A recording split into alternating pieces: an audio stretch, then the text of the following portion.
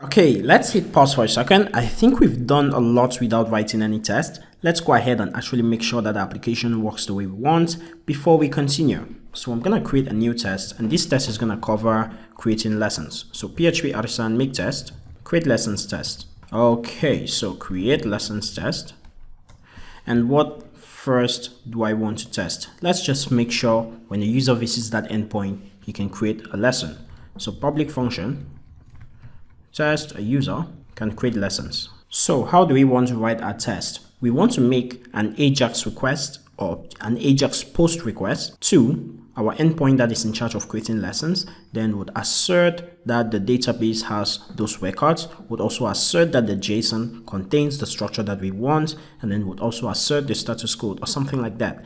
Okay, so what is the endpoint? Remember, we have admin, then we pass in the ID of the series, and then lessons. Okay, so looks like we need a series, so let's create one. So series factory, and we'll persist that. Then looks like we need to make that post request, so post JSON, and the endpoint is admin. We'll pass in the series ID right here and lessons.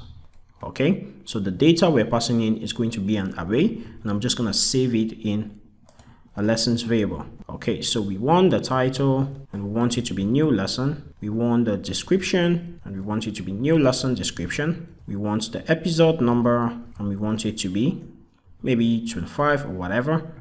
And we want the Vimeo ID to be maybe a Vimeo ID number. Okay, so when we pass this in as data, we expect the lesson to be created, and we also expect that it should be successful. So let's check the status code.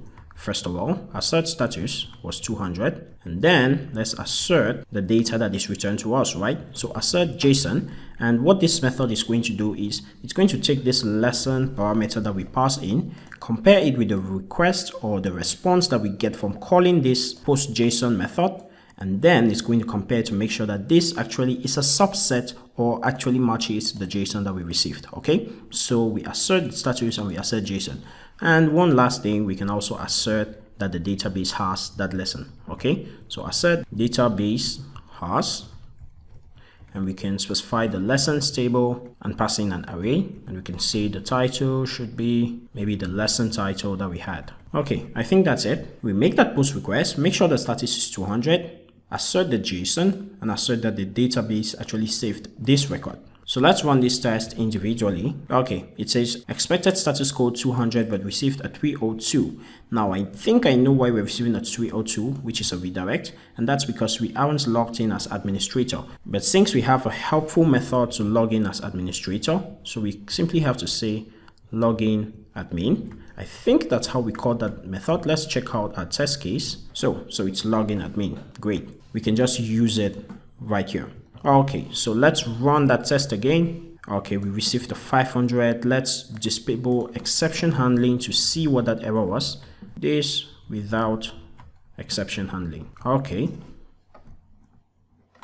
And the error says lesson has no column Vimeo ID. So let's check that out. Create lessons table.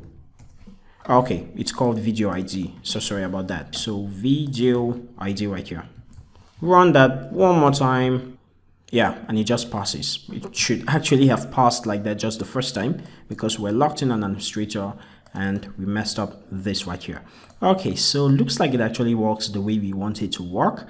And you might actually have preferred to write this test before making your functionality, but I think it's always a base to have this functionality up, and then we can go ahead and expand with our test. For example, in the next lesson, we are actually going to be trying to see how we can add validation rules to our lesson creation process just by using a test-driven development approach.